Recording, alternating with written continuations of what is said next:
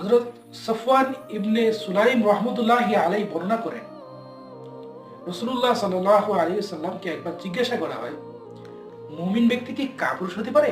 সাল্লাম ইরশাদ করিলেন, কাপুরুষ হতে পারে। এরপর আবার জিজ্ঞাসা করা হলো, মুমিন ব্যক্তি কি কৃপণ হতে পারে? তিনি ইরশাদ করলেন, কৃপণ হতে পারে। পুনরায় জিজ্ঞাসা করলো, একজন মুমিন ব্যক্তি কি মিথ্যাবাদী হতে পারে?